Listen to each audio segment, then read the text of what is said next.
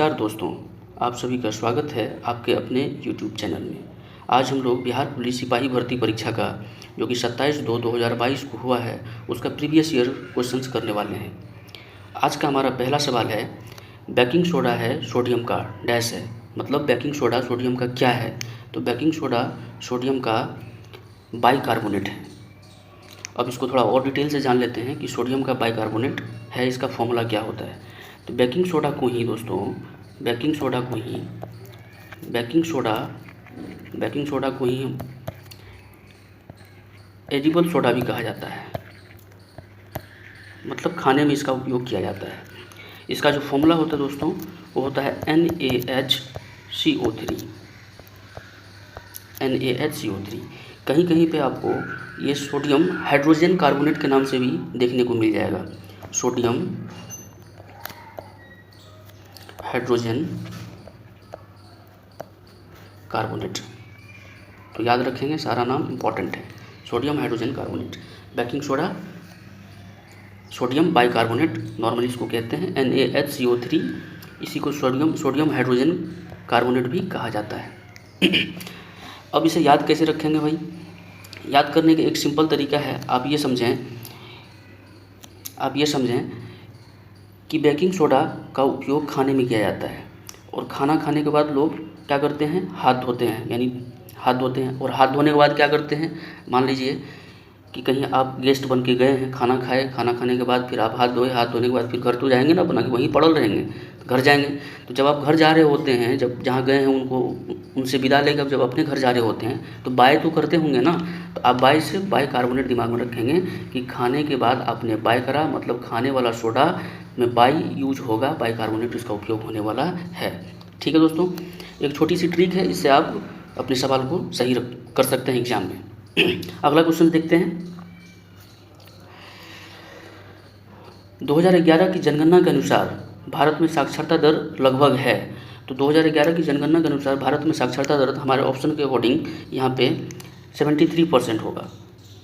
2011 की जनगणना के अनुसार भारत में साक्षरता दर लगभग 73% होगा, जिसमें से मेल जो लिटरेसी रेट है और फीमेल है वो अलग अलग है। अगर ओवरऑल पूछेगा तो 73%, अगर मेल पूछेगा कि मेल साक्षरता दर यानी पुरुष साक्षरता दर कितना है, तो मेल साक्षरता दर है 82.14%। और ध्यान रखिए दोस्तों, ये 2011 की जनगणना के अनुसार है और फीमेल साक्षरता दर जो है वो है 65.46%। 65.46%।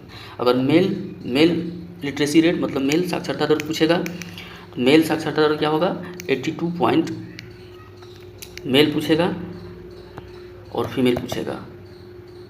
मेल पूछेगा तो 82.14% और फीमेल पूछेगा तो 65.46%। अगर ओवरऑल पूछेगा तो 73%। ठीक है दोस्तों, आगे बढ़ते हैं क्वेश्चन नंबर 3 पे। आधुनिक लोकतंत्र के रूप में जाना जाता है, आधुनिक लोकतंत्र के रूप में किसे जाना जाता है? ऑप्शन नंबर ए है प्रत्यक्ष लोकतंत्र, ऑप्शन नंबर 2 है शुद्ध लोकतंत्र, ऑप्शन नंबर सी है प्रतिनिधित्व लोकतंत्र, ऑप्शन नंबर डी है सामाजिक लोकतंत्र। तो इसका सही उत्तर जो होगा वो होगा ऑप्शन नंबर सी, प्रतिनिधित्व लोकतंत्र। आधुनिक लोकतंत्र के रूप में जाना जाता है प्रतिनिधित्व लोकतंत्र में। ठीक है दोस्तों, क्वेश्चन नंबर 4 की ओर बढ़ते हैं। अमेरिका की खोज किसने की? आप ये सभी जानते होंगे, अमेरिका की खोज कोलंबस ने की है। अमेरिका की खोज कोलंबस ने की है।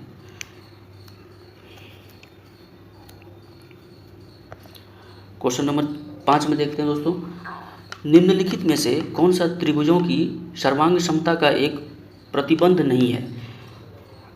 इसको थोड़ा डिटेल से समझते हैं दोस्तों। कह रहा है कि सर्वांग समता का एक प्रतिबंध नहीं है, मतलब आपको कॉन्ग्रुएंसी समझ में आना चाहिए। मान लीजिए दो ट्रायंगल है, दो ट्रायंगल में अगर ये दो ट्रायंगल है, मान लेते हैं ट्रायंगल ए और ये ट्रायंगल बी है, ये दोनों ट्रायंगल आपस में कॉन्ग्रुएंट हैं, मतलब सर्वांग सम है। तो कौन कौन से कंडीशन हो सकते हैं और जो कंडीशन नहीं हो सकता वो हमारे सवाल में पूछा है। तो ये साइड, ये एंगल और ये साइड और ये साइड, तो आपको दिमाग में रखना है तीन तरह का नियम आपको दिमाग में रखना है।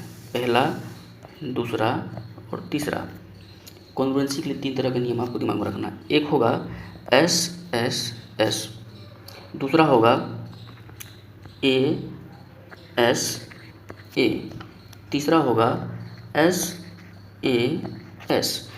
ये 3 तरह का कॉन्ग्रुएंसी हो सकता है। अब क्या है ये दोस्तों, तो साइड साइड साइड, मतलब अगर 2 ट्रायंगल का ये साइड ये साइड ये साइड ये साइड और ये साइड और ये साइड अगर इक्वल हो जाए तो वो एस एस एस प्रॉपर्टी से दोनों ट्रायंगल आपस में क्या हो जाएंगे, कॉन्ग्रुएंट यानी सर्वांग सम हो जाएंगे। अब ए ऐसे में क्या है कि अगर 2 ट्रायंगल का 2 एंगल और एक साइड इक्वल हो जाए तो वो कॉन्ग्रुएंट हो सकता है। और तीसरा कंडीशन क्या है एस ए एस में, कि अगर 2 साइड और उसके बीच वाला एंगल अगर इक्वल हो जाए तो दोनों ट्रायंगल कॉन्ग्रुएंट हो सकते हैं। ये 3 कंडीशन आपको दिमाग में रखने हैं, ये 3 कंडीशन है। अब इसमें नहीं पूछ रहा है दोस्तों, तो इसका सही आंसर क्या हो जाएगा आप बता सकते हैं। ये एस एस ए बोल रहा है, एस एस ए, ये तो कोई प्रॉपर्टी कॉन्ग्रुएंसी की होती ही नहीं है, इसीलिए हमारा आंसर ऑप्शन नंबर सी हो जाएगा। ठीक है दोस्तों, आगे बढ़ते हैं। 1950 के पहले हिंद चीन में कौन से देश शामिल होते थे? 1950 से पहले हिंद चीन में कौन से देश शामिल होते थे? इसका सही उत्तर दोस्तों होगा वियतनाम, कंबोडिया और Laos, option number A. Important question है भाई, वियतनाम, कंबोडिया और लाओस, वियतनाम, कंबोडिया और लाओस। हिंद चीन में कौन से देश शामिल होते थे? वियतनाम, कंबोडिया और लाओस। आगे बढ़ते हैं भाई, fill in the blank with the correct option. Neither the boys nor the teacher dash present. अब यहाँ पे इंग्लिश का सवाल है, इसको हम लोग करते हैं भाई। क्या लिखा हुआ है? Neither the boys nor the teacher. आपको दिमाग में रखना है कि जब कोई भी सेंटेंस नीदर और नॉर से कनेक्टेड हो, नीदर और नॉर से कनेक्टेड हो,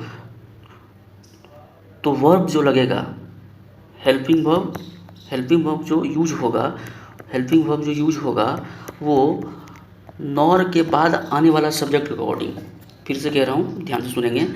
अगर कोई सेंटेंस नीदर और नॉर से कनेक्टेड हो तो सेंटेंस में जो हेल्पिंग वर्ब यूज होने वाला है वो नॉर के बाद जो होने वाला सब्जेक्ट है उसके अकॉर्डिंग यूज होने वाला है। तो मैं अगर इसको बताऊं तो यहाँ देखेंगे neither the boys nor the teacher. आप अगर गौर से देखेंगे तो बॉयज एक प्लूरल सब्जेक्ट है, और टीचर जो है यहाँ पे एक सिंगुलर सब्जेक्ट है।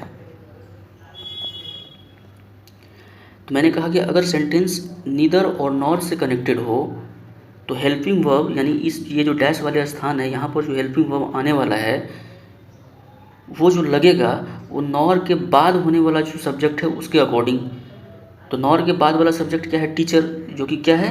सिंगुलर सब्जेक्ट है। तो सिंगुलर सब्जेक्ट अपने साथ सिंगुलर वर्ब लेगा। तो आप सिंगुलर वर्ब यहाँ पे आप देखिए क्या क्या है, आर, इज है, आर है, वर है, हैव बीन है। तो सिंगुलर सब्जेक्ट कौन सा है? तो हमारा आंसर होगा is. Neither the boys nor the teacher is present. ठीक है दोस्तों, आगे बढ़ते हैं। चुंबकत्व पर आधारित चिकित्सीय तकनीक है, चुंबकत्व पर आधारित चिकित्सकीय तकनीक है। तब अब यहाँ से अगर आपको आंसर इसका नहीं भी पता रहेगा तो भी आप कर सकते हैं। चुंबकत्व को पकड़िए। चुंबकत्व मतलब क्या होता है? मैग्नेटिज्म, और यहाँ से आप मैग्नेट निकालिए, मैग्नेट में आप एम निकालिए और एम से एमआरआई मारिए, आंसर सही होगा। कोई दिक्कत? अरे हाँ ना भाई बोलिए। अगर आपसे कोई पूछे, क्योंकि ये बार बार पूछता है, एमआरआई का फुल फॉर्म भी पूछा जाता है, तो एमआरआई का फुल फॉर्म पूछेगा तो वो मैं आपको दिखा देता हूँ। एमआरआई का फुल फॉर्म आप लिख लें। एमआरआई का फुल फॉर्म क्या होगा? Magnetic resonance imaging, magnetic resonance imaging. ठीक है दोस्तों, आगे बढ़ते हैं।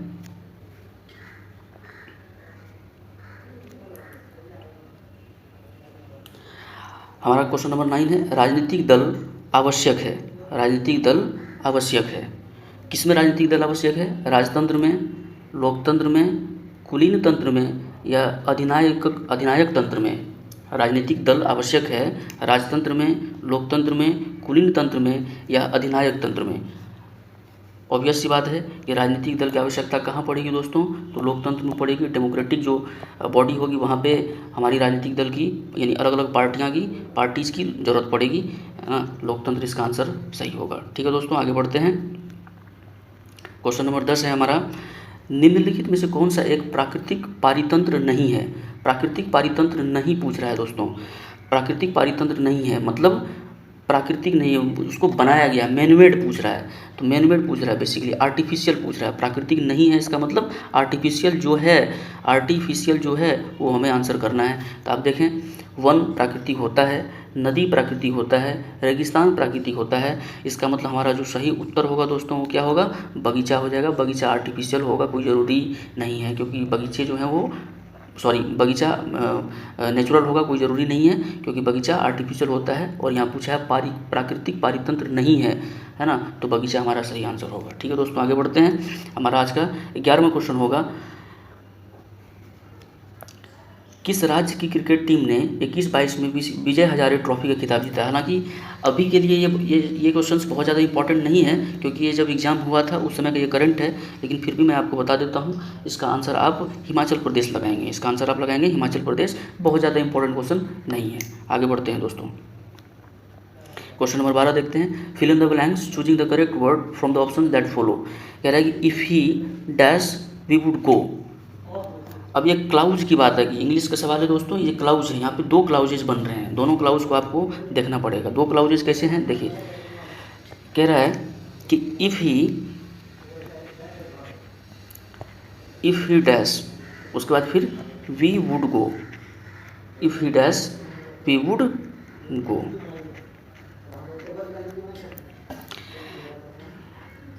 एक क्लाउज ये है इफ़ ही, यहाँ तक इफ़ ही डैश तक, और एक क्लाउज है वी वुड गो।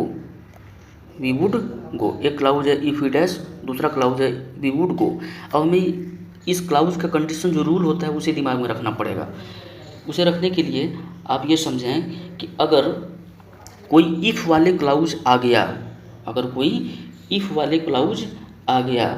और दूसरे क्लाउज में वुड का प्रयोग किया गया है, तो इफ़ वाले क्लाउज के साथ जो वर्ब आएगा वो हमेशा अपने V2 फॉर्म में आएगा। जो वर्ब आएगा वो हमेशा V2 फॉर्म में आएगा। तो if he dash we would go. आप सेकेंड क्लाउज को सबसे पहले देखें। सेकेंड क्लाउज को आप देखें, आपको मिला वुड, और पहले क्लाउज को देखें तो आपको मिला इफ़। तो इफ़ वाले क्लाउज में हमेशा वर्ब का V2 आएगा, तभी दूसरे क्लाउज में वुड का प्रयोग कर सकते हैं। ये रूल है, अगर नहीं पता आपको तो आप कहीं पे नोट डाउन कर लें इसको।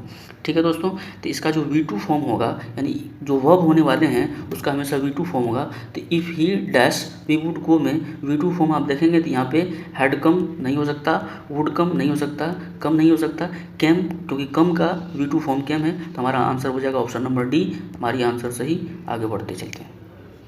ठीक है दोस्तों, क्वेश्चन नंबर 13 पे आते हैं। कह रहा है कि closest in meaning to the given word. Basically synonyms जो होगा वो हमें यहाँ पे बताना है। क्वेश्चन नंबर 13 में कह रहा है कि प्रोटेस्ट का, आपको सभी को पता है प्रोटेस्ट का जो है सिनोनिम्स क्या हो सकता है। तो ऑप्शन नंबर ए देखिए, टू टेस्ट अगेन नहीं हो सकता, टू टेस्ट बिफोर नहीं हो सकता, टू एग्जामिन नहीं हो सकता, टू ऑब्जेक्ट, है ना, विरोध करना। प्रोटेस्ट मतलब क्या? विरोध करना। टू ऑब्जेक्ट, इसका ऑप्शन नंबर डी सही आंसर होगा। ठीक है दोस्तों, आगे बढ़ते हैं।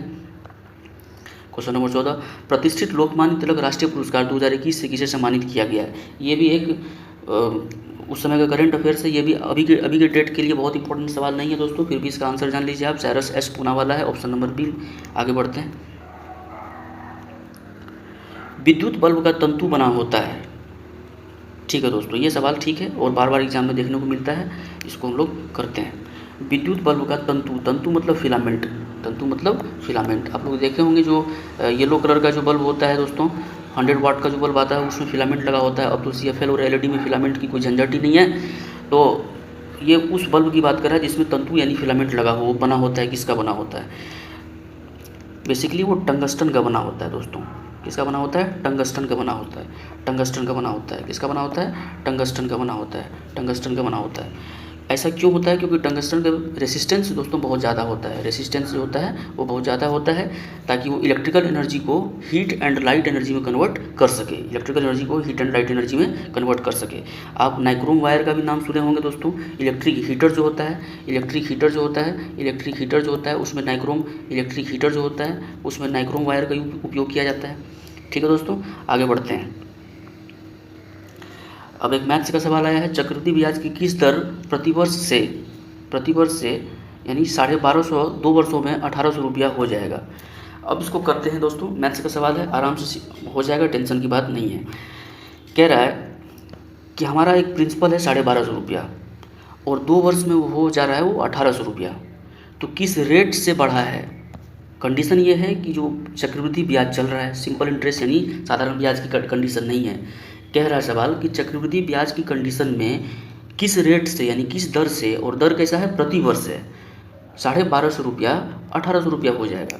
इसको करने का अलग अलग तरीका है दोस्तों, लेकिन सबसे अच्छा तरीका मैं आपको बताऊं तो आप क्या करें, हमारे पास प्रिंसिपल कितना है भाई, तो 1250 है, और अमाउंट कितना है, 1800 रुपया है। आप सबसे सिंपल तरीका ये करें कि आप प्रिंसिपल और अमाउंट का जो दिया हुआ है वो दोनों का रेशियो निकाल लें, या अमाउंट और प्रिंसिपल का रेशियो निकाल लें। तो मैं क्या करता हूँ, प्रिंसिपल इस टू अमाउंट का रेशियो निकालता हूँ। तो आप देखेंगे कि यहाँ 1250 इस टू 1800 करेंगे, कितना आ जाएगा, 5 से काटोगे तो 25 पंचे 125, 5 से काटोगे तो 36 पंचे 180, यानी 25:36 आ रहा है। अब 25:36 आया। अब आपको ऑप्शन पे जाना है, 2 साल दे रखा है ना, टाइम कितना दे रखा है, 2 वर्ष। आपको ऑप्शन पे जाना है, जो सबसे सिंपल ऑप्शन लग रहा है ना, ये 20%, ये 20% को मैं पकड़ता हूँ, 20% को पकड़ा। 20% का फ्रैक्शन कितना होता है दोस्तों, 1/5। अब 1/5 और 2 साल में, मतलब 5 का चीज़ 1 साल में 1 बढ़ रहा है, तो 5 का चीज़ 1 साल में 1 बढ़ा तो कितना हुआ, 6। फिर 2 साल क्योंकि कह रहा है यहाँ पे, तो फिर 5 का कितना हो जाएगा, 6। तो अब यहाँ करोगे, इसको मल्टीप्लाई करोगे, कितना आएगा 25, और ये कितना आएगा 36। अब देख रहे हैं ये जो होता है ना, ये होता है प्रिंसिपल, और ये जो आता है ये आता है अमाउंट। तो आप देख रहे होंगे यहाँ पर भी जो प्रिंसिपल और अमाउंट का रेशियो आ रहा है वो 25:36 आ रहा है। इसका मतलब हमारा ऑप्शन बी सही होगा। हाँ ना बोलिए दोस्तों, समझ में आया कि नहीं आया। ऑप्शन नंबर सी सही होगा। हाँ ना बोलिए दोस्तों। या आप इसको ऐसे भी बना सकते हैं, पी, या ऐसे बना सकते हैं, sorry, a equals to p into 1 + r/100⁴n, या टी जो भी लगाएं। यहाँ पे ए जो है वो अमाउंट है, यहाँ रखेंगे आप 1800 रुपया, बराबर पी रखेंगे यहाँ पे 1250 रुपया, और 1 + r हमें निकालना है, और टाइम दे रखा है 200 रुपया। यहाँ से आप आर निकाल सकते हैं ये फॉर्मूला से यूज़ करके, या आप जो मैंने तरीका बताया आपको वो तरीका से भी आप बना सकते हैं। आप चाहें तो 15% को भी चेक कर लें, तो 15% का फ्रैक्शन आप बनाएं। 15% का फ्रैक्शन कितना आ जाएगा, 15/100 है ना, तो कितना आ जाएगा 3/20 यानी 2 साल की बात कर रहा है, यानी 1 साल में 20 से 3 बढ़ रहा है, यानी 20 से 23 हो रहा है। फिर दूसरे साल में 20 से 23 होगा। अब ये प्रिंसिपल हो जाएगा कितना, 400, ये कितना हो जाएगा 529। तो दोनों का रेशियो कहाँ आ रहा है दोस्तों, 25:36 नहीं आ रहा ना, इसका मतलब ये ऑप्शन नहीं हो सकता। बोलिए हाँ या ना। अरे नहीं समझ में आया, अरे हाँ ना बोलो भाई, एक बार तो बोल दो, एक बार और बोलो भाई साहब, हाँ या ना बोलो भाई। आगे बढ़ें, चलिए ठीक है। अब 17 नंबर फिर एक मैथ्स का सवाल है भाई, देखते हैं इसको क्या कह रहा है ये। कह रहा है एक खिलौना पर 12% छूट देने पर इसे 308 रुपये में बेचा जाता है, तो खिलौना का अंकित मूल्य क्या है। 12% का आप छूट देते हैं और 308 रुपया में बेचते हैं, तो अंकित मूल्य मतलब मार्क्ड प्राइस कितना है वो आपको निकालना है। ठीक है, सबसे पहली बात एक बात जान लें आप कि डिस्काउंट जब भी दिया जाएगा, फिर से बोल रहा हूँ, सुन लें भाई, डिस्काउंट जब भी दिया जाएगा दोस्तों वो हमेशा मार्क्ड प्राइस पे दिया जाएगा। डिस्काउंट जब भी दिया जाएगा वो हमेशा मार्क्ड प्राइस पे दिया जाएगा, मतलब अंकित मूल्य पे ही डिस्काउंट दिया जा सकता है, अंकित मूल्य पे ही छूट दिया जा सकता है। ऐसा नहीं है कि कॉस्ट प्राइस पे आप छूट दे दिए, अब माथा पकड़ के रो रहे हैं कि घाटा लग गया। हमेशा अंकित मूल्य जो प्राइस लिखा रहता है कोई सब सामान पे, वो प्राइस जो लिखा रहता है वो बेसिकली अंकित मूल्य है, और उसी पे डिस्काउंट दिया जाता है। ठीक है, इतना चीज़ क्लियर हुआ, समझ में आया कि डिस्काउंट हमेशा मार्क्ड प्राइस पे ही दिया जाता है। ठीक है, अब सवाल की ओर चलते हैं। कह रहे हैं कि 12% का आपने छूट दिया और उसे 308 रुपये में बेच दिया, तो अंकित मूल्य क्या है? तो सबसे पहला काम आप क्या करेंगे कि आप डिस्काउंट दे रहे हैं कितने का, 12% का। तो आप क्या करें कि 12% का फ्रैक्शन बनाएं। जब 12% का फ्रैक्शन क्या होगा, 12/100। बोलो हाँ या ना। बहुत बढ़िया। इसको काटेंगे तो 3/25 आ गया, यानी आ गया 3/25। अब मैंने अभी बताया आपको कि डिस्काउंट हमेशा किस पे दिया जाता है, मार्केट प्राइस पे। तो आप ये 3/25 को देखिए, कह क्या रहा है आपसे, आंखें फाड़ फाड़ के कह क्या रहा है। ये कह रहा है कि अगर 25 रुपया मार्केट प्राइस है, अगर 25 रुपया अंकित मूल्य है, तो हम 3 रुपया उसमें छूट दे रहे हैं। ये यही कह रहा है दोस्तों। 12% डिस्काउंट का मतलब हुआ कि अगर 25 रुपये सामान में अंकित मूल्य है सामान का, तो उसका 3 रुपया हम डिस्काउंट दे रहे हैं। फ्रैक्शन मेथड से जाने से यही फ़ायदा होता है दोस्तों। आप फॉर्मूला का यूज नहीं करेंगे, बहुत फास्ट मेथड है। एक बार अगर आप सीख गए इसको, तो आप बड़ी आसानी से और बिना पेन का यूज किए हुए आप इसको कैलकुलेट कर सकते हैं। अगर 25 रुपया मार्केट प्राइस है, तो 3 रुपया आप डिस्काउंट दे रहे हैं। अब आप ही बताएं मेरे को कि अगर 25 रुपया, यहाँ मैं लिख लेता हूँ 3/25, अगर 25 रुपया मार्केट प्राइस यानी अंकित मूल्य है और आपने 3 रुपये का डिस्काउंट दे दिया, तो आपने बेचा कितने में, यानी सेलिंग प्राइस कितना हुआ। अगर 25 रुपया मार्केट प्राइस है और 3 रुपया आपने क्या किया, डिस्काउंट दे दिया, तो आपने बेचा कितने में, इसका मतलब आपने 21 रुपया में बेचा। भाई साहब बोलिए हाँ या ना। आपने कितने में बेचा, 21 रुपया में बेचा। सॉरी 22 रुपये में बेचा, यानी ये अगर मार्केट प्राइस है और आपने इसको डिस्काउंट दे दिया, 25 रुपया मार्केट प्राइस, 3 रुपया डिस्काउंट, तो आपका सेलिंग प्राइस यहाँ से कितना हो रहा है, 22 रुपया। लेकिन कह रहा है ना कि 22 रुपया सेलिंग प्राइस नहीं है, सेलिंग प्राइस है 308 रुपया। कितना है दोस्तों, सेलिंग प्राइस है 308 रुपया। बोलिए हाँ या ना। अरे बोलिए भाई हाँ या ना। तो इसका मतलब हुआ कि ये जो 22 यूनिट आपका निकला है सेलिंग प्राइस, इसको बराबर होना पड़ेगा 308 रुपये के, क्योंकि एक्चुअल में उन्होंने 22 रुपया में तो बेचा नहीं है, एक्चुअल में बेचा कितने, 308 में। तो ये दोनों का आप इक्वल करना पड़ेगा, मतलब 22 यूनिट बराबर हो जाएगा 308 के। तो एक यूनिट किसके बराबर होगा, 308/22 के। आप इसको काटेंगे, 1 से कट गया, बचा 8 और 4 से कट गया, यानी 14 टाइम्स, यानी एक यूनिट का वैल्यू आ गया 14। लेकिन आपको निकालना क्या है, खिलौने का अंकित मूल्य, और आपने अंकित मूल्य माना कितना है, 25 रुपया, यानी एक यूनिट का वैल्यू अगर 14 है तो 25 यूनिट का वैल्यू कितना होगा, निकालना है आराम से। यानी एक यूनिट का वैल्यू अगर 14 है तो 25 यूनिट जो आप मार्केट प्राइस माने हैं उसका वैल्यू कितना हो जाएगा, तो इंटू 14 कर देंगे आप।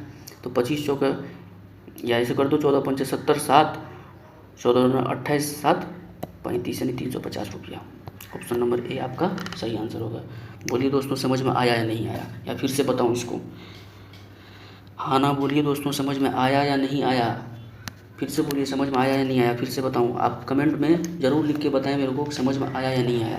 आप कमेंट में ज़रूर लिख के बताइएगा दोस्तों, ठीक है। लाइक शेयर सब्सक्राइब जो भी करना है पक्का कर ही देना है, क्योंकि 2022 का जो टोटल सेट्स हैं उसको हम लोग एक साथ करेंगे, फिर उसको कंपाइल करके डालेंगे, ताकि आपकी तैयारी जो है और पुख्ता और मजबूत हो सके और आपका सिलेक्शन हो सके। फिर उसके बाद तो क्या ही कहना, बिहार का पुलिस वैसे ही खतरनाक होता है भाई। आगे बढ़ें, चलिए ठीक। क्वेश्चन नंबर 18 की ओर चलते हैं।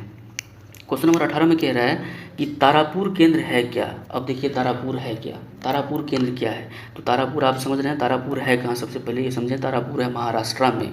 कहाँ है, महाराष्ट्र में। महाराष्ट्र वही मुंबई वाला, कंगना रनावत वाला महाराष्ट्र है भाई साहब, महाराष्ट्र में है। क्या है, महाराष्ट्र में। तारापुर महाराष्ट्र में। तारापुर केंद्र क्या है, तो तारापुर केंद्र एक न्यूक्लियर पावर प्लांट है। क्या है, एक न्यूक्लियर पावर प्लांट।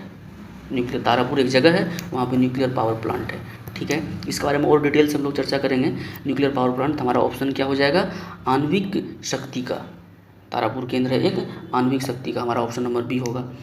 अब समझते हैं कि आखिर ये करता क्या है ना। तारापुर महाराष्ट्र में जो है ये करता क्या है। आपको याद होना चाहिए कि तारापुर जो है ना ये भारत का पहला व्यावसायिक परमाणु ऊर्जा स्टेशन है। भारत का पहला व्यावसायिक परमाणु ऊर्जा स्टेशन है दोस्तों। भारत का पहला व्यावसायिक परमाणु ऊर्जा स्टेशन है दोस्तों। इसीलिए बहुत इंपॉर्टेंट क्वेश्चन हो जाता है। तारापुर केंद्र जो है वो भारत का पहला व्यावसायिक परमाणु ऊर्जा स्टेशन। अब इससे होता क्या है, हमें ऊर्जा मिलता है, बिजली मिलती है, ठीक है। ये पहला है और बना कब है दोस्तों, ये 1969 में, 1969 में। और ये बनाने में हमें हेल्प कौन किया है दोस्तों, अमेरिका किया है। कौन हेल्प किया है, अमेरिका। वही जो बाइडेन वाला अमेरिका है भाई, वही हेल्प किया था, ठीक है। 1969 में अमेरिका ने हेल्प किया तारापुर केंद्र को बनाने में, जो कि महाराष्ट्र में है, एक आणविक शक्ति का केंद्र है और भारत का पहला व्यावसायिक परमाणु ऊर्जा स्टेशन है, ठीक है दोस्तों। आगे चलें, ठीक, आगे चलते हैं। अगला क्वेश्चन 19 नंबर है कि लीलाधर जगुड़ी द्वारा रचित कविता एक डैश है। ऑप्शन नंबर सी मेरा ईश्वर है। आप इसको याद कर लेंगे, लीलाधर जगुड़ी। आप इतना दिमाग में रखें कि मेरा ईश्वर कविता है, इसका राइटर कौन है ना, यानी पोएट कौन है, तो लीलाधर जगुड़ी है, ठीक है दोस्तों। आगे बढ़ते हैं, क्वेश्चन नंबर 20 देखते हैं। कह रहा है कि किसी त्रिभुज में यदि एक कोण शेष दोनों कोणों के योग के बराबर हो तो त्रिभुज अवश्य है। अब इसको और समझते हैं अच्छे से और डिटेल से समझते हैं दोस्तों, ठीक है। कह रहा है कि किसी त्रिभुज में यदि एक कोण शेष दो कोणों के योग के बराबर हो तो त्रिभुज अवश्य है। अब थोड़ा सा त्रिभुज की जो नौटंकी है उसको जरा समझते हैं कि त्रिभुज अपने अंदर कौन कौन सी नौटंकी लेके बैठा है। एक त्रिभुज बनाओ भैया, नाम दे देते हैं, बिना नाम का बेनाम लगता है, ठीक है। ABC हमने नाम दे दिया। अगर आप इसको बहुत ही खतरनाक निगाहों से देखेंगे तो आपको पता चलेगा कि यहाँ पे 3 एंगल बन रहे हैं। कौन बन रहा है, एंगल A, एंगल B और एंगल C। और आपको बहुत छोटे में, जब आप बहुत छोटे थे, आज से 3-4 हज़ार साल पहले, तब आपको बताया गया होगा कि त्रिभुज में तीनों कोणों का योग 180 डिग्री होता है। अरे हाँ ना बोलो भाई, अरे बोलना तो पड़ेगा, 180 डिग्री होता है। बहुत बढ़िया, वाह जी, क्या बात है, चकाचक समझ में आ गया, 180 डिग्री होता है। अब सवाल कह रहा है ना कि यदि एक कोण शेष दो कोणों के योग के बराबर हो तो त्रिभुज अवश्य होगा। हम क्या करते हैं ना, एक आर्बिट्रेरी मेथड ले लेते हैं, है ना, हिट एंड ट्रायल मेथड ले लेते हैं। कोई भी एंगल मानते हैं और मान के फिर बनाना स्टार्ट करते हैं। कह रहा है कि कोई एक कोण, तो मान लेते हैं कि दो कोण, यानी मान लो ये एक कोण है, ये एक कोण को आपने मान लिया, कितना मानना है, जो मन करे मान लेते हैं 60 डिग्री। 60 डिग्री मैंने मान लिया ये कोण है, 60 डिग्री मैंने मान लिया ये कोण है। तो कह रहा है कि यदि एक कोण शेष दोनों कोणों के योग के बराबर, मतलब ये 60 है तो ये दोनों को मिला करके 60 होना चाहिए। या तो आप इसको 50 मान लो या इसको 10 मान लो, 50 10 60 हो जाएगा, 60 हो गया। या इसको आप 30 मान लो या इसको आप 30 मान लो, ठीक है। या इसको आप 45 मान लो या इसको आप 15 मान लो। लेकिन आप एक बात बताएं, मानने का तो कुछ भी मान लें, लेकिन एक बात बताएं, ये दोनों का योग कितना होगा, 60, क्योंकि दोनों के जोड़ के इसके बराबर होना चाहिए। और ये ऑलरेडी कितना है, 2। एक बात तो फिक्स है ना, ये एंगल और ये एंगल कुछ भी मानेंगे, लेकिन दोनों का सम कितना होगा, 60, क्योंकि मान ही वैसा रहे हैं जो 60 आए, ठीक। क्योंकि दिया हुआ ही है कि एक कोण शेष दोनों कोणों के योग के बराबर है। अच्छा भाई, बहुत बढ़िया। अब आप तीनों एंगल को जोड़िए, तो ये दोनों एंगल आ गया 60 और ये अकेला 60, दोनों को जोड़ा है 120। और ट्रायंगल का नौटंकी को फुलफिल किया नहीं, हो गया चीज़ें गलत। तो इसका मेरा कहने का मतलब ये है दोस्तों कि सिर्फ और सिर्फ एक ही कंडीशन ये सेटिस्फाई कर सकता है कि अगर एक कोण 90 डिग्री हो, अगर ये एक कोण 90 डिग्री हो, अगर ये कोण 90 डिग्री हो और ये 45 डिग्री हो और ये 45 डिग्री हो, तो भाई साहब काम हमारा बन जाएगा। मतलब ये दोनों कोण का योग 90 डिग्री हो, ये दोनों कोण का योग 90 डिग्री हो और ये अकेला 90 डिग्री हो, तो आप जोड़ेंगे तो दोनों कितना हो जाएगा, 180 डिग्री। और इस तरह का ट्रायंगल यानी त्रिकोण होता है, यानी त्रिभुज होता है, बात खत्म। तो अगर 90 डिग्री वाला त्रिभुज का नाम क्या है, आप तो समझ रहे होंगे, हाँ ना बोलिए भाई, समकोण त्रिभुज हमारा ऑप्शन सही होगा।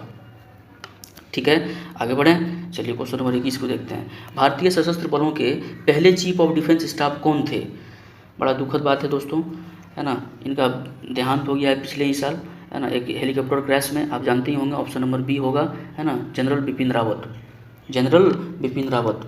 ठीक है, ये पहले CDS हैं, चीफ ऑफ डिफेंस स्टाफ, पहले CDS हैं। ठीक है दोस्तों, पहले हेलीकॉप्टर दुर्घटना में इनका क्या हुआ है, देहांत हो गया था। बड़ा दुख की बात है दोस्तों, है ना, जनरल बिपिन रावत इसका सही आंसर होगा। आगे बढ़ें, क्वेश्चन नंबर 20 को देखते हैं, 22 को, सॉरी। फणीश्वर नाथ रेणु द्वारा रचित कहानी है, क्या है? फणीश्वर नाथ रेणु आप सभी जानते ही होंगे। फणीश्वर नाथ रेणु क्या है? फणीश्वर नाथ रेणु क्या है, आपको पता है? आंचलिक उपन्यासकार के जनक माने जाते हैं। सबसे पहले इसका कुछ, फणीश्वर नाथ रेणु को कहा जाता है आंचलिक उपन्यास के जनक, उपन्यास के जनक। ठीक है दोस्तों, मेला आंचल, आप इनका बड़ा ही फेमस किताब है, आप जानते होंगे, मेला आंचल। ठीक है दोस्तों, मेला आंचल। और ये बिहार के रहने वाले हैं, बिहार के अररिया जिला के फॉरबिसगंज के रहने वाले हैं दोस्तों। ठीक है, तो फणीश्वर नाथ रेणु द्वारा रचित कहानी क्या है दोस्तों? इसका सही उत्तर होगा लाल पानी का बेगम। लाल पानी नहीं लाल पान की बेगम, सॉरी, लाल पान की बेगम। लाल पानी दिमाग मारा है दोस्तों, लाल पान की बेगम, लाल पान की बेगम। ठीक है दोस्तों, आगे बढ़े। चलिए क्वेश्चन नंबर 23 कहता है दोस्तों कि संयुक्त राष्ट्र संघ का मुख्यालय यानी सचिवालय कहाँ अवस्थित है? यूएनओ, है ना, आप लोग जानते होंगे यूएनओ का कहाँ पे है, तो न्यूयॉर्क अमेरिका में, न्यूयॉर्क अमेरिका में। अच्छा, न्यूयॉर्क के बारे में एक और बात बताएं आपको। न्यूयॉर्क जो था ना दोस्तों, ये पहले डच के पास था। किसके पास था? डच। अब डच कौन है दोस्तों? हॉलैंड के जो निवासी होते हैं ना, उसको उस समय डच कहा जाता था, या डच आप अभी भी कह सकते हैं, समझने वाला समझ ही जाएगा। तो ये न्यूयॉर्क जो आइलैंड है ना, द्वीप है ना, ये द्वीप है, न्यूलैंड द्वीप है, ये पहले हॉलैंड वाले के पास था। ठीक है, 1667 में क्या है दोस्तों? 1667 में अंग्रेज ने एक्सचेंज कर लिया, किसको? न्यूयॉर्क को। मतलब डच से अंग्रेज ने न्यूयॉर्क ले लिया, और डच वालों को इंडोनेशिया में एक द्वीप है दोस्तों, इंडोनेशिया में एक द्वीप है, उसका नाम है रून द्वीप, वो दे दिया डच को, और न्यूयॉर्क ले लिया डच से अंग्रेज। कब? 1667 में।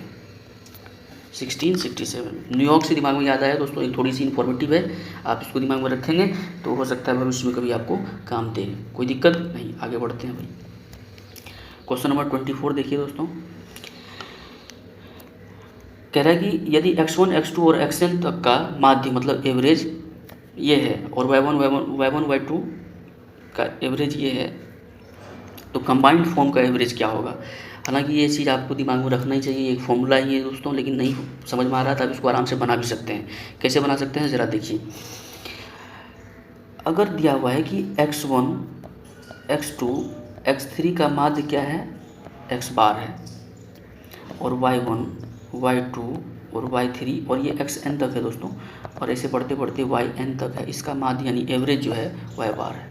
अच्छा, एवरेज से मतलब क्या समझे आप? एवरेज से मतलब यही समझ रहे हैं हम कि x1 प्लस x2 प्लस बढ़ते बढ़ते xn तक जोड़ें, और डिवाइड बाय, क्योंकि नंबर ऑफ टर्म्स कितना है, पदों की संख्या कितना है, क्योंकि xn तक जा रहे हैं तो नंबर ऑफ टर्म्स हमारा n है, और ये बराबर आपको दिया हुआ है। ये क्या एवरेज का यही मतलब होता है? हाँ ना बोलिए दोस्तों, हाँ होता है। उसी तरीके से y1 प्लस y2 प्लस बढ़ते बढ़ते गया yn तक, और यहाँ भी नंबर ऑफ टर्म्स n है, डिवाइड करेंगे n से तो आएगा ऐसा कुछ एवरेज दिया हुआ है। हाँ या ना बोलिए दोस्तों, हाँ दिया हुआ है। अब कह रहा है ना कि ये x1, x2 और xn तक जाइए, y1, y2 और y1 तक जाइए, और ये कंबाइंड दोनों का आप हमें एवरेज बताइए। ठीक है। इसको करने का क्या तरीका हो सकता है, इसका करने का तरीका यही हो सकता है कि आप इसको 2 टर्म माने। कितने टर्म माने, 2 टर्म माने, यानी x वाला एक टर्म माने और y वाला एक टर्म माने, यानी 2 टर्म। यानी यहाँ पर अगर कंबाइंड एवरेज दिया है तो आपको, अगर कंबाइंड एवरेज दिया है तो ये एक सेपरेट टर्म है, और ये यानी x वाला एक सेपरेट टर्म हुआ और y वाला एक सेपरेट टर्म हुआ। इसको कैसे निकालेंगे आप, इसको निकालने का एक तरीका है, यानी आप ऐसे मेथड से करेंगे क्या, अगर कंबाइंड एवरेज निकालना हो तो x1 प्लस x2 प्लस बढ़ते बढ़ते xn तक और डिवाइड बाय n प्लस, क्योंकि एवरेज निकाल रहे हैं ना, y1 प्लस y2 और बढ़ते बढ़ते yn तक और डिवाइड बाय n। और क्योंकि ये 2 टर्म हम माने हैं तो डिवाइड बाय 2 भी करना पड़ेगा, क्योंकि कंबाइंड निकाल रहे हैं तो इसको 2 टर्म मानना पड़ेगा, यानी 2 टर्म है, x वाला एक टर्म और y वाला एक टर्म। अरे हाँ ना बोलिए। अब इसी का वैल्यू आपको दिया हुआ है और इसका भी वैल्यू आपको दिया हुआ है, बोलिए हाँ या ना, क्योंकि एक एवरेज ही तो है, x1 से लेकर xn तक का एवरेज ये है और y1 से लेकर के y1 तक का एवरेज ये है। इसका एवरेज आपको दिया हुआ है x बार प्लस, और इसका एवरेज दिया हुआ है आपको, इसका एवरेज आपको दिया हुआ है y बार, और नीचे ये 2 टर्म था, डिवाइड करेंगे 2, तो इसका मतलब हो जाएगा 1/2 into x bar plus y bar. ये हमारा ऑप्शन होगा, option number C correct answer होगा। बोलिए दोस्तों हाँ या ना। अरे बोलिए दोस्तों हाँ या ना, बोलना पड़ेगा कमेंट बॉक्स में, आपको एकदम पूरा छाप देना है पकड़ के। बोलिए दोस्तों हाँ या ना। आगे बढ़ें, चलिए ठीक है। क्वेश्चन नंबर 25, क्वेश्चन नंबर 25 क्या कह रहा है, कह रहा है कि हीमोग्लोबिन वर्णक पाया जाता है, हीमोग्लोबिन वर्णक पाया जाता है। आप तो उसे बना ही दिए होंगे, हीमोग्लोबिन है, हीमोग्लोबिन HgB, हीमोग्लोबिन पाया जाता है किसमें, आरबीसी में पाया जाता है, रेड ब्लड कॉर्पसल्स आरबीसी। इसका टाइम 120 दिन तक जिंदा रहता है भैया, है ना, 120 दिन तक जिंदा रहता है आरबीसी, रेड ब्लड कॉर्पसल्स, उसमें हीमोग्लोबिन पाया जाता है ना। इसमें आयरन की मात्रा भी रहता है दोस्तों, ठीक है। आगे बढ़ें, कह रहा है कि choose the correct preposition from the given options to fill in the blanks. कह रहा है कि प्रीपोजिशन आपको चुनना है, प्रीपोजिशन आपको चुनना है। कह रहा है कि is the rule applicable dash all of its, is the rule applicable dash all of its. तो अप्लीकेबल के साथ हमेशा एक फिक्स्ड प्रीपोजिशन यूज होता है, आपको याद करना पड़ेगा, एक फिक्स्ड प्रीपोजिशन यूज होता है दोस्तों। अप्लीकेबल के साथ एक फिक्स्ड प्रीपोजिशन यूज होता है, उसका नाम है क्या, टू, उसका नाम क्या है, टू, TO2। तो आप अप्लीकेबल टू यूज लगाएंगे और आंसर सही मारेंगे, सिलेक्शन लेकर आएंगे और मिठाई हमें भी खिलाएंगे। आगे बढ़े दोस्तों, चलिए ठीक है। कह रहा है कि परागकणों का एक पुष्प से दूसरे तक स्थानांतरण किस माध्यम के द्वारा होता है। परागकण आप समझते हैं दोस्तों, बेसिकली ये फ्लावर में यानी फूलों में जो प्रजनन की प्रक्रिया है ना, प्रजनन की जो प्रक्रिया है ना, वो पोलिनेशन माध्यम से होता है। प्रोसेस जो होता है उसको क्या बोलते हैं, पोलिनेशन। फ्लावर में जो रिप्रोडक्शन होता है, यानी ट्रांसफ़र होता है मेल गैमेट्स और फीमेल गैमेट्स का, मेल गैमेट्स और फीमेल गैमेट्स का जो ट्रांसफ़र होता है किसमें, फ्लावर में, उस प्रोसेस को कहते हैं पोलिनेशन। उसको क्या कहते हैं, पोलिनेशन। उसी को हिंदी में यहाँ पे दिया हुआ है परागकण, ठीक है, पराग। कह रहा है कि परागकणों का एक पुष्प से दूसरे पुष्प तक स्थानांतरण किस माध्यम द्वारा होता है। क्या वायु से हो सकता है, हाँ बिल्कुल हो सकता है। क्या जल से होता है, खूब होता है, भर भर के होता है। कीट तो भाई साहब मास्टर है इसका, कीट से खूब होता है। इसका मतलब हमारा सही आंसर होगा ऑप्शन नंबर डी, ये सभी। ठीक है दोस्तों, ये सभी होगा, कोई दिक्कत नहीं। आगे बढ़ें। अब इसका कुछ टर्म है, आपको दिमाग में रखना पड़ेगा। देखिए, हमें पता है कि परागकणों का पुष्प से दूसरे पुष्प में स्थानांतरण वायु से भी हो सकता है, जल से भी हो सकता है, कीट से भी हो सकता है। तो अगर वायु से हो तो इस प्रोसेस को एनेमोफिली कहते हैं, इस प्रोसेस को एनेमोफिली कहते हैं। इस प्रोसेस को क्या कहते हैं, एनेमोफिली। क्या कहते हैं उसको, अगर परागकणों का एक पुष्प से दूसरे तक स्थानांतरण हो, किसके द्वारा, वायु के द्वारा, उसको कहते हैं एनेमोफिली। वायु मतलब एयर, एयर से ए याद रखेंगे, ए से एनेमोफिली याद रखेंगे। ठीक है दोस्तों। अगर जल से हो तो उसको हाइड्रोफिली कहेंगे। जल मतलब H2O, यानी है ना, जल मतलब H2O, तो हाइड्रोफिली कहेंगे। ठीक है, जल से हो तो क्या कहेंगे उसको, हाइड्रोफिली कहेंगे। अगर दोस्तों कीट से हो, अगर ये ट्रांसफ़र जो हो रहा है यानी परागकणों का एक पुष्प से दूसरे तक स्थानांतरण अगर कीट से हो तो उसको कहेंगे एंटेमोफिली। क्या कहेंगे उसको, एंटेमोफिली। कंफ्यूज नहीं करेंगे दोस्तों, हवा और कीट में कंफ्यूज, वो एनेमोफिली है, वो एनेमोफिली है, और कीट से होगा एंटेमोफिली। ठीक है दोस्तों, आगे बढ़ें। चलिए बहुत बढ़िया, शानदार, आगे बढ़ते हैं। क्वेश्चन नंबर 28 कहता है एक विद्युत जनित्र बदलता है, एक विद्युत जनित्र क्या बदलता है। ठीक है, विद्युत जनित्र क्या बदलता है, विद्युत ऊर्जा को रासायनिक ऊर्जा में, रासायनिक ऊर्जा को विद्युत ऊर्जा में, विद्युत ऊर्जा को यांत्रिक ऊर्जा में, या फिर यांत्रिक ऊर्जा को विद्युत ऊर्जा में। तो एक विद्युत जनित्र बदलता है यांत्रिक ऊर्जा को विद्युत ऊर्जा में। जैसे आप देखे होंगे, डायनमो, क्या देखे होंगे दोस्तों, डायनमो का काम है दोस्तों, इसका काम है कि मैकेनिकल एनर्जी को कन्वर्ट करता है इलेक्ट्रिकल एनर्जी में। ठीक है, यानी मैकेनिकल एनर्जी मतलब यांत्रिक ऊर्जा, और इलेक्ट्रिकल एनर्जी का मतलब क्या है दोस्तों, विद्युत ऊर्जा। ठीक है, तो डायनमो जो है वो एक क्या है, विद्युत जनित्र है ना, जो कि यांत्रिक ऊर्जा को विद्युत ऊर्जा में कन्वर्ट करता है। ठीक है दोस्तों, आगे बढ़ें।